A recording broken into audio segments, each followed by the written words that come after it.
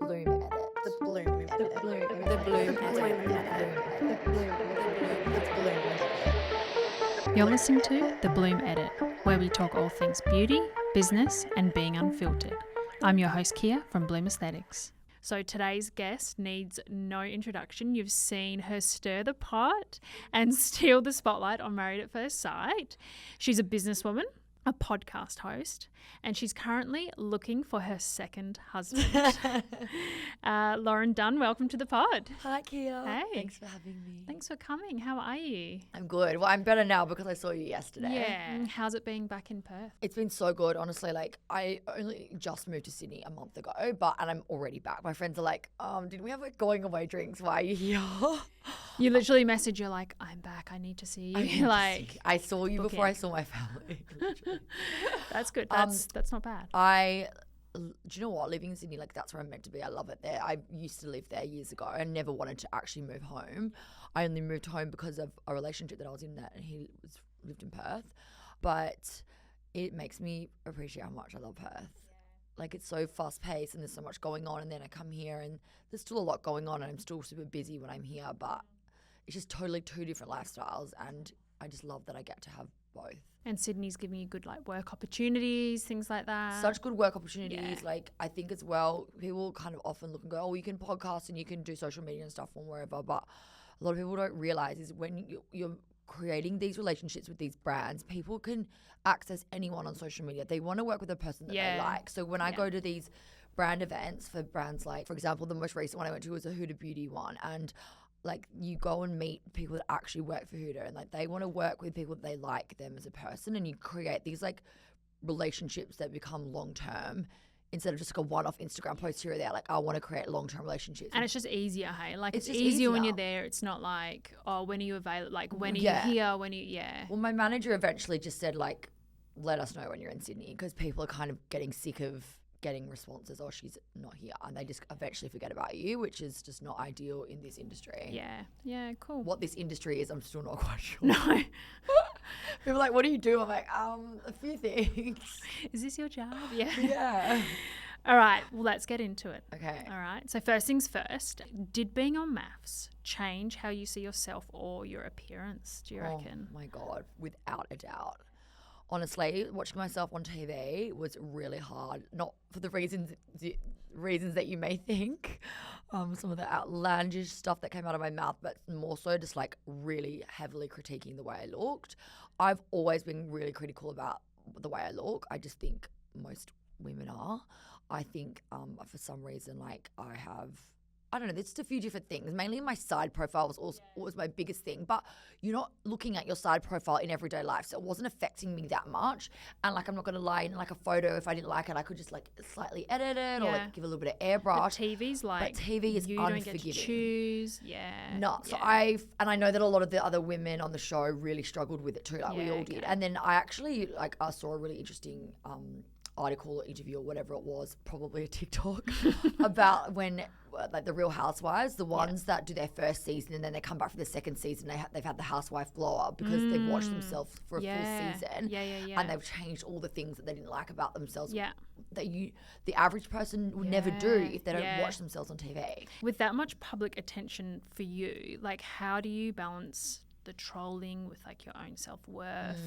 Like, is it hard to sort of not get all up in your head about it all, take it all too seriously, you reckon? I think that I had a slight advantage going into maths because I had a very small compared to what I have now, following on my cooking account, my So Cooked account, and I write I would often get trolling on there, and so I was kind of used to it. On your cooking account? Yeah, because I would, any photo that I'd put of myself, there was as soon as you get over say 10,000 followers, people start to have an opinion of you. You become like a character rather than a real person. And to me, that's insane. It was account based on cooking, but still copped it quite regularly. Yeah. But I think as well, I've always had a really tough skin. Like even in high school, people love to talk about me. I think, older girls, older guys, there was always rumors, there was this, there was that, and it never really bothered me. And I think I've just always had a thick skin with that kind of stuff. And I don't know why or where that's come from. But I went into the show and obviously at the beginning I would read comments and it wouldn't, it upset me to a degree, but not to the point where I was like, oh, I'm going to go fix that about myself. So I think I was lucky like that. You came in with like good confidence and Yeah. you cop it, but like Yeah, you and I care. don't think I think like my personality is a good personality For that, reality yeah, TV, I because if agree. you don't have that level of like I can just brush this off Yeah, or thick skin, it yeah. can really break you, and Yeah. it did with people in my season and every other season Yeah. and every other show. Yeah, you're right. I think like as I have been more on social media myself, like Yeah, I've started to notice people comment about me and I'm like, Yeah. I've never had a following. I've never sort of cared or anything. And people pick out these things and you're like, how did they even see that? Yeah, Like, I know. we talk about our bung eyes and it's like, how did that person even notice one of my eyes is smaller than the other? Like, but people Totally. pay attention and they like to comment on it, but it's like, I get take accused what you all want. the time of having had fox eye surgery, and it's like, no, I just went and had some Botox above my I eyebrows. wish. I wish, exactly. Like, I was like, cool, thanks for the compliment. But do you know what's so surreal is to like look at your social media, especially TikTok. TikTok's brutal, and see like 100 people having a conversation with each other as if this isn't About your you. account about you and what they know you've definitely had done. It's Yeah, like, yeah. hi, you're commenting this on my page. I can see what you're writing, and you could just ask me. Like, you all speculating with each other. And It's you're so good weird. because you actually interact with people. Yeah, I Like you do. do. I've seen like on your TikToks and stuff, you're literally like, actually you're wrong. Like this, Yeah. and people must be like, oh wait, she actually replies to these I things. Like, often get that response. Yeah. Like, oh my God, I didn't think you were going to see this, or I didn't think you were going to respond. You're And like, I'm I'm like, a real person. yeah, well, I am. I doom scroll at night, and I do read a lot of this shit. Cool. Well, let's rewind for a sec. So before the show, life before the show, Yeah. what has changed the most for you? Like personally, professionally, what do you think's changed the most? I think what has changed the most personally is I was in a relationship before I went on maths, like I think we broke up like 6 weeks before the show. That was like a really big, obviously a big, massive part of my life, and it wasn't a good relationship. And I think what's changed the most is that I'm out of that and that I'm just a completely different person. Like, I'm obviously still me, but I've let go of like that, all the bad things that came with that relationship. And a lot of people kind of gave me shit, like people in the public, oh, you went on the show, like you dumped your boyfriend to go on the show and get famous. It's like, if you guys really knew what I was going through, like, you wouldn't be saying that. And you're like, I wouldn't do that. Like, why would I go on a show? Yeah. Exactly. And it was like that, going on that show was like a way for me to get away from a really toxic situation and stay away. Yeah. That didn't obviously happen like that much. Like, there was still interactions, and became even worse. But essentially that was my nail in the coffin. Like, if I did this, it means I can't go back. So that was that personally, like that. And I think as well now, since getting out of that relationship, which one, I never thought I would ever leave because I was so in love, but it was just so wrong, to now like not accepting anything less than like what I deserve. So I don't accept breadcrumbs, or, you know, I made jokes on the show about loving a red flag. As soon as I see a red flag, I'm like, next. Out And you like, go, I think yeah. my life has become so good Yeah. that unless someone brings value to my life, I have no interest in getting into another relationship. And then like professionally for you, I guess this is sort of, it's in your realm already, right? Like, so you know, this is kind of just a little cherry on top for you in terms of like, it's heading in the right direction. It's always where you've sort of been seeing your professional life head, I think guess. so. So like, I have my PR and marketing business, and going into the show, my business was at the height. You know, Cool. it was doing the best it's That's ever so good, done. I yeah. had the most clients. You know, financially, I was doing the best I'd ever done. I was in a really good place. So going on this show was a massive risk, because I knew Yeah. that I wouldn't be able to maintain that capacity while I was filming. You know, they did tell me that I would be able to a certain degree. That obviously didn't happen. Doesn't So, surprise me, yeah. you know, my clients tapered down to pretty much nothing. By the end, there was nothing. And so when I got off the show, I'd gone from being this really, really busy business owner to filming a television show to then coming home to nothing. So no relationship, no job. Like, I had 3 months waiting for the show to air, where I pretty much didn't What do have you do? anything, Yeah, you can't, yeah. because I didn't want to start picking up new clients again, because one, I couldn't use my social media. And like, the other thing is, I didn't know what was going to happen with the show. I didn't know what the edit was going to be. Like, I didn't really know. So I really just had like a few months of nothing, which was really hard for me, because I've never had nothing, not in years anyway. And so it was like, just the unknown was really frightening. But then the show started airing, and it just went better. In your favour. It went in my favour. Good. Thank You God. deserve it. Thank you. And so since maths, you've been in the spotlight a bit. Yeah. You own your look. You make your personality so well known. Obviously, like in clinic, everywhere you go, we're like, oh, Lauren's here. We can hear her. Yeah. Do you ever feel like the pressure to keep up appearances or like look the part now that people are watching you, everywhere? Definitely. I mean, I would love to say that I don't, but I definitely do. I think the one thing that I first noticed when I first went on the show, I remember I was in Sydney and I was walking through like the Double Bay Woolworths with my friend Gemma, and I had like no bra on, like I was like no socks and like shoes, and like I just looked like a mess. And she was like, oh my God, everyone's looking at you. And I was like, oh shit. She's like, you can't go out looking like this anymore. And then things like that started to happen. Yeah. Like I'd be like at an airport or here or there, like looking like shit. People wanted recognise photos you. and I was like, oh, I'm going to have to start like looking normal when I leave the house. It's died down a bit now in terms of like I feel like I can still run over to the shops and like look like shit. But I do notice people looking at me all the time. And then obviously keeping up appearances in terms of like what I look like physically because of social media, but I've always been like that. I've always been really invested in the way I look, and yeah, cool, people might say that's vain, but it's like we're a product of society and conditioning, years and years of like being flooded with imagery of what we're meant to look like, and sorry that I'm a product of that. Like I'm not some unicorn that can just ignore it all. And you don't you're not outrageous, like you're not sort of trying to completely change the way you look to the point of being unrecognizable. Like you do, you everything that you do, like you still look the same as you did 5 years ago. Well, I mean, I have a chin now, thanks to Well, you. I did kind not of. have a chin before. Well, kind of. Yeah, we just dissolved it. Kind of. But like, you know what I mean? Like we're not Yeah. adding things that are like completely different to you. Like Yeah. you sort of, you maintain the way you look, you enhance, and you like we're aging. Like, Yeah, so you've got to sort exactly. of keep up with that. Well, my you number know. one thing is like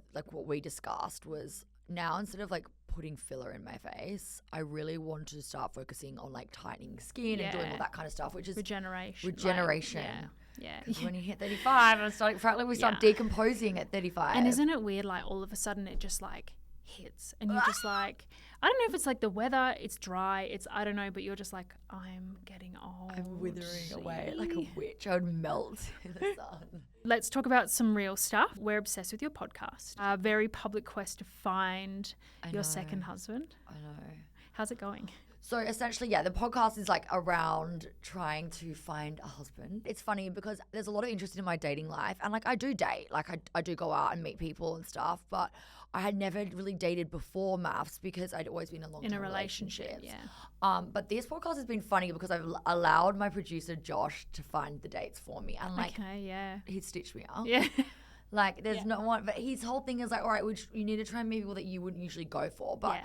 at the end of the day, I know what I want. I know what I like. It's like when people say, it's almost like settle for something that's not, like, why? Yeah, I know. Why are you doing that? That's No, not, yeah. exactly. And it kind of leads back into what I said before. Like, now that I've got I've got everything I want in terms of, I'm on the track to having everything that I want. Like, I'm really happy. I don't really want someone in my life unless they're going to add tremendous value. And I want to be able to add value to their life too. So at the moment, my lifestyle isn't really conducive to like a relationship, starting a relationship. Like, later down the line, when you're both comfortable with each other and whatever, and you've got your own things going on, you might not see each other for a month or whatever.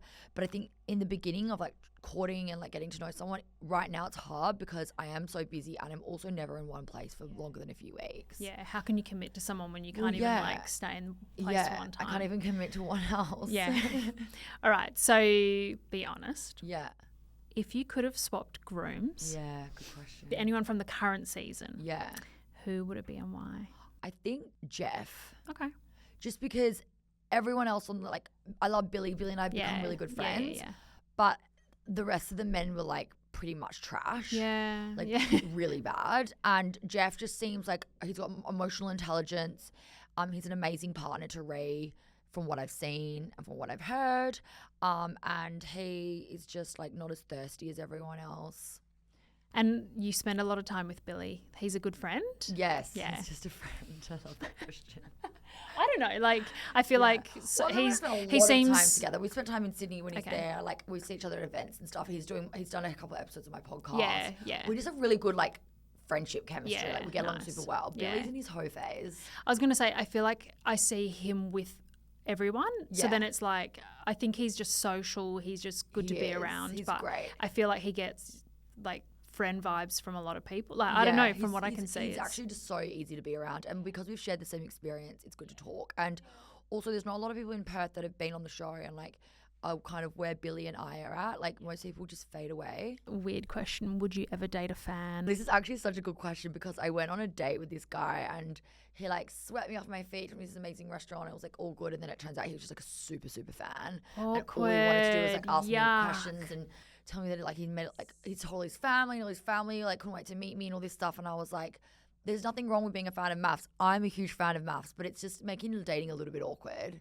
Like if that's what he was like initially first attracted I to, was know. like that's weird. I know. Like, And then like there's the other side of it, guys that are like, ill, that shows like Yeah, rank, that like- shows trashy. And I'm like, okay, so doesn't they're either trying to define put you me- though. I know. Like They're either trying to put me down from being on reality TV and like trying to control me in a way, or they're like, I haven't met someone in the middle yet. yeah, fair. It's an awkward thing, like having to start dating and be like, I went on a TV show called Married at First Sight.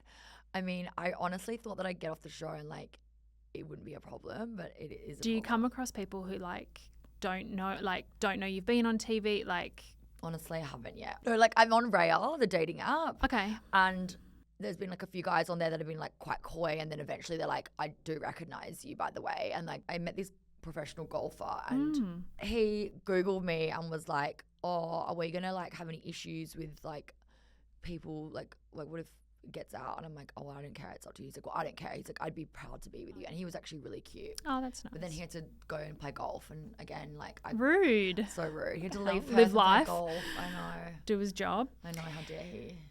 So let's get some relationship tea while we're talking Yes. about it. What is your biggest ick in a man Oh right my God, now? there's so many.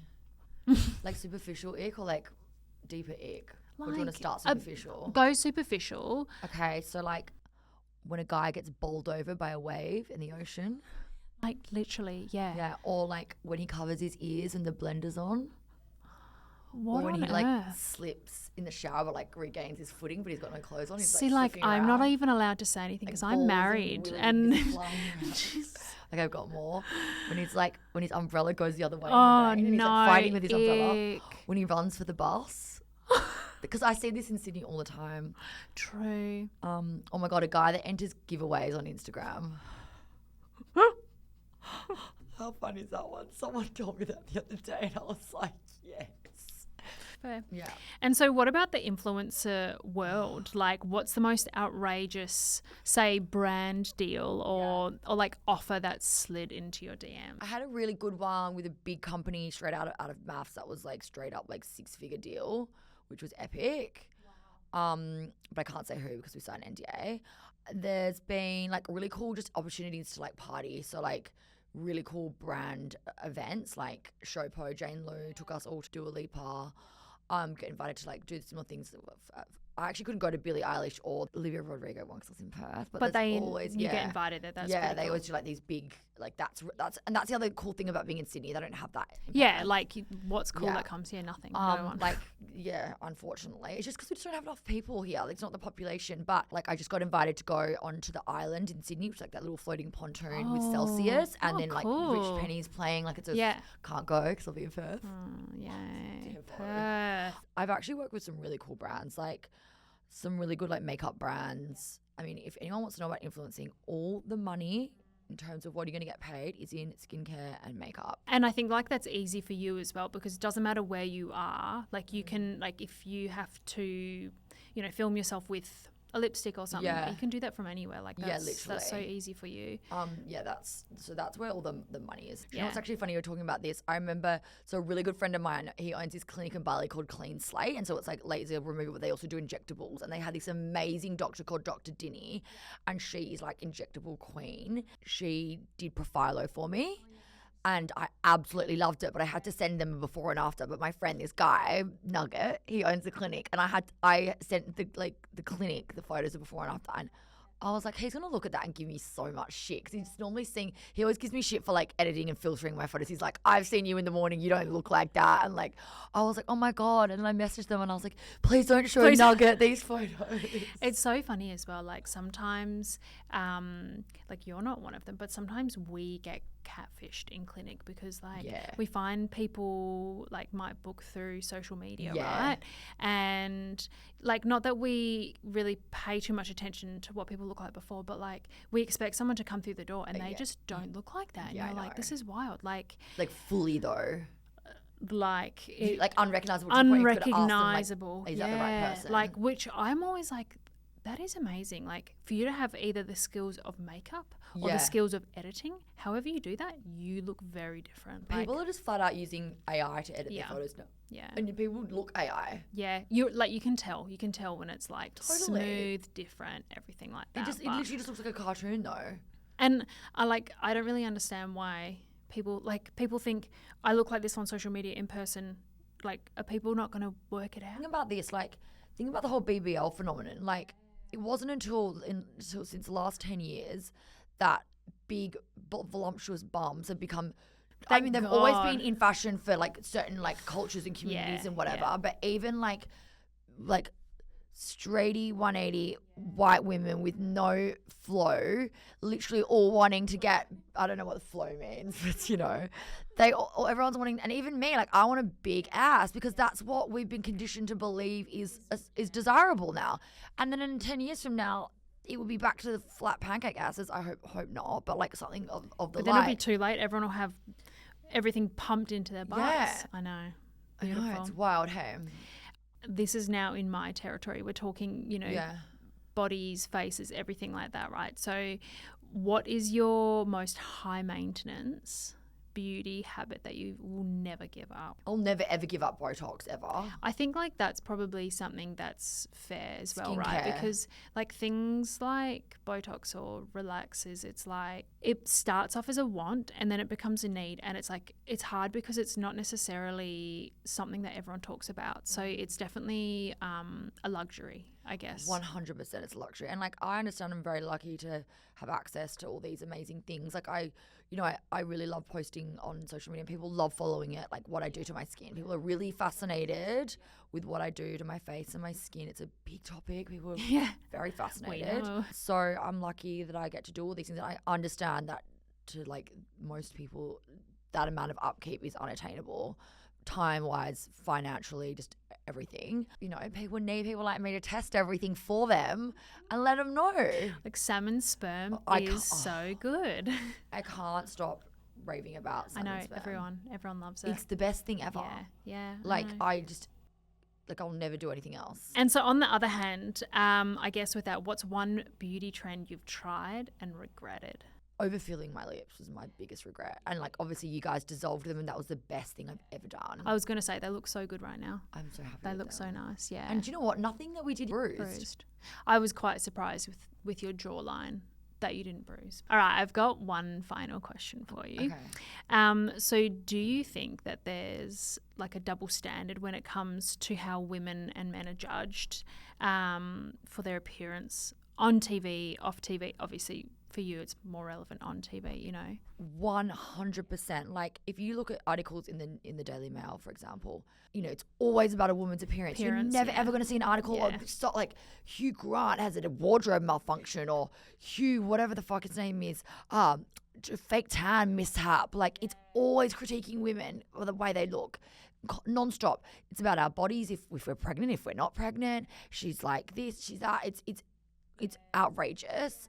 I mean, it's so unfair. Like, the whole thing about when all the wives and girlfriends of professional athletes go to like their Brownlow or whatever. It's like always about the girls. They're always judging what they're wearing. But I think like part of that is like nice in a sense that, because like people do comment nice things sometimes, but I guess like barely nice. It is brutal. And the only people that are writing something nice is like a family or a friend.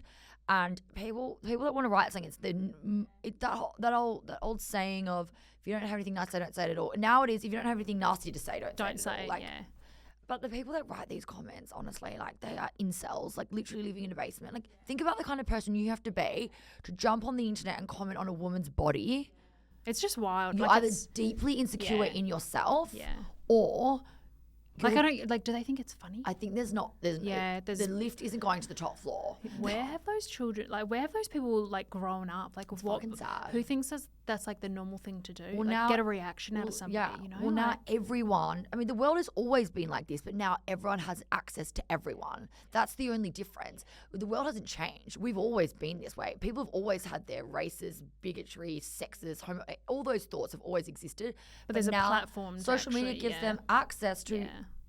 like, to verbalize it, to write it. Like, it's crazy. Put it on a loudspeaker. Tell Yeah, everyone literally. that Get on I a have a podcast and tell lazy everyone. eye on Yes. social media. Well, Lauren, thank you so much for keeping it real Thank you. and bringing all the heat today. Where can everyone follow you and tune into your podcast? Okay, so you can listen to my It's Not Me, It's You and my Maths After Party podcast on all streaming platforms. Yeah. And there's another one in the works because obviously Maths has ended, but yeah. we've still got some roll-on episodes happening. But with the same crew that I did the Maths After Party podcast with, we've got something else in the works, which is going to be super exciting. So Not your cooking stuff? I love all my cooking stuff. There's lots of cooking. If you want to watch cooking, follow me on So Cooked on Instagram. How long have you done that for? For years. I started that in like 2016, just as a way to show my friends, because I had my friends calling me every night, how do I do this, how do I do that? So I just started posting it on Instagram. This is before Instagram was like a way to build a business. It was literally just to show your friends what you were doing. There's some rogue shit on Do there you from do you back have then. like training in cooking? Like why? No, You just I'm love passionate cooking. about it. I just love Oh, it. What Yeah. kind of cooking? What Just do you like like? all cooking. I can't bake for shit because that actually takes like science. I love cooking like anything like Italian, just like easy stuff. I always see on your stories like, oh, I saw the other day you were like back at mum's for dinner or Oh, something. I love and I was cooking like, there. I was like, is that you cooking or is that like your mum cooking? Because that looked good. Oh, me cooking. I normally go to my mum and dad's when they're not there. When they're on like a holiday, I'll go and stay. But were they there the other day when you They went? were there Oh. the other day. I was visiting them. Actually, I think what I first the other day was that Indian food. I didn't make that. That was a leap. That No, was I good can't Indian. remember that. Well, thanks again, Lauren. Thank So you. you've been listening to the Blume Edit. Don't forget to follow and share. See you next time. This is the Blume Edit. Unfiltered, unscripted and unapologetic. Subscribe now and tune in weekly.